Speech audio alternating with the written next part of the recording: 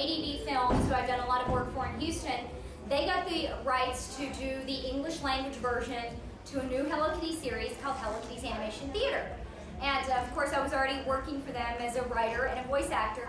And they said, "Hey Tiffany, do you want to do the scripts for Hello Kitty's Animation Theater?" Oh.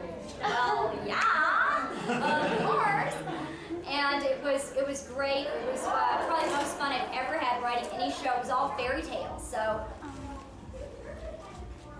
I would say it was not that challenging to write these scripts for Little Red Riding Hood and Jack and the Beanstalk and, you know, Better to See You with My Dear and I'll huff and I'll puff and I'll blow your house down. It's like, oh, I know all the words to this already. It's awesome.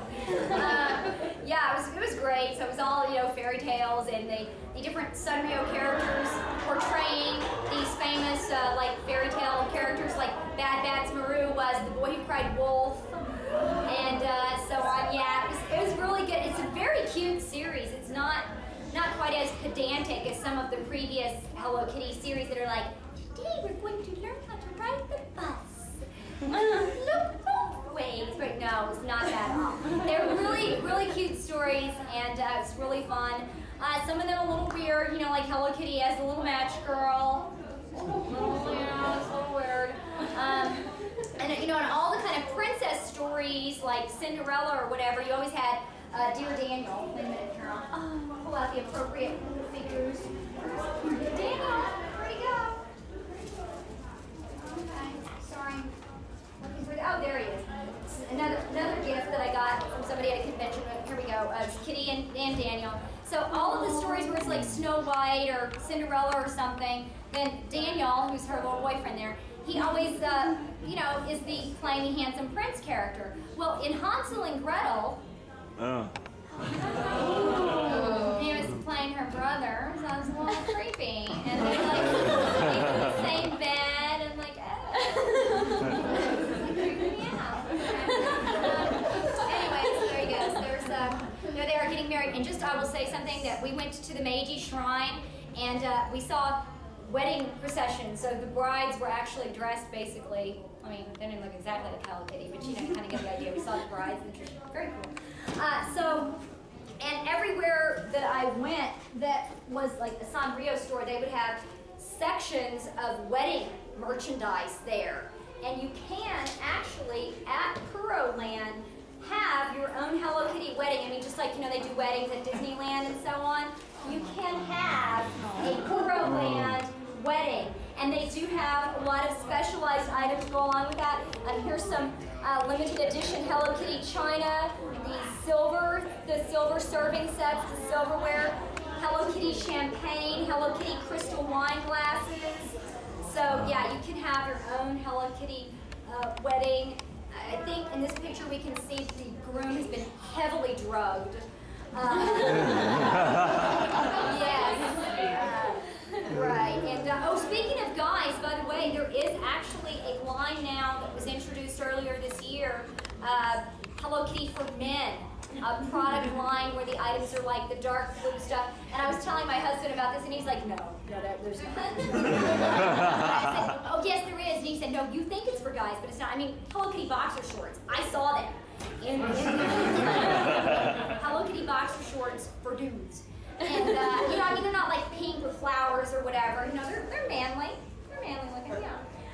Little navy, you know, guy colors. They're like navy blue, brown. They're cool. You guys should totally get, you know, wallets, keychains, stuff like that. It's awesome.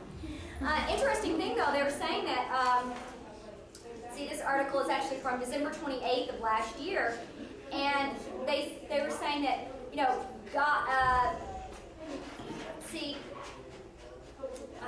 Hello Kitty, they say, is accepted there by young men as a design statement in fashion because young men these days grew up with character goods. This generation feels no embarrassment about wearing Hello Kitty. And like I say, the designs are different. They're, you know, a little more guy-oriented, but very, very interesting to actually get to see them there in the stores.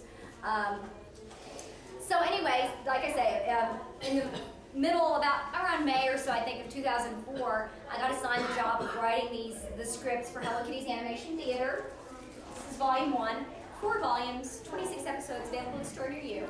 Anyway, it's a really awesome series. But so the thing that comes after writing the scripts is they have to cast the show, naturally.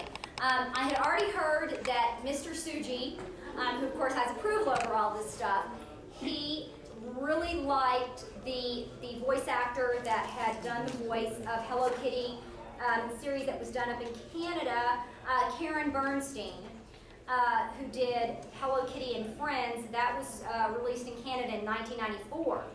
And he really liked Karen Bernstein, and he wanted someone who sounded like her, so I immediately knew it was going to be Monica Rial, because I had watched that series, and I was like, well, then it's Monica, and in fact, it was Monica. And a little interesting tidbit for you is Monica's first job when she was 16 was working in a Sanrio store at a mall in Houston, so does come back around eventually. Very cool. So she got cast as Hello Kitty, which was great, and she did a fantastic job singing the opening and closing theme songs. A very, really a unique thing about this show was it's the first time that Hello Kitty has been released in this country where it was a dual language DVD. So on this series, you can actually watch it if you want in the Japanese with subtitles, or you can watch it, the English language version, and we re-recorded the opening and closing songs in English. I wrote the adapted lyrics based on the translation of the lyrics from the Japanese. When the songs were recorded, they had to be approved by Mr. Suji, approves everything. Awesome. Actually, this puts me in mind of an incredibly surreal experience that I had at Puroland. I was at Puroland, as I said, with Yuko Miyamura, who was Asuka in the original Evangelion, right? Now, you guys might know that the voice actor who played the character of Rei Ayanami on Evangelion is an extremely prolific voice actor by the name of Megumi Hashibara. One of Megumi Hashibara's most famous roles is Hello Kitty. So when we're watching these shows and there's the character, costume Hello Kitty dancing around, I guess you guys know when you go and see any of these shows, like you go to see Bob the Builder or Dora the Explorer, whatever it is, it's not the person inside the suit that's talking. That's all a recorded voice. So I'm sitting next to Asuka, listening to Rei Ayanami doing Hello Kitty. It was so bizarre. I was just thinking, wow. And I was saying to her, I was like, hi, Shibara's on. And she's like, hi. And I'm like, okay.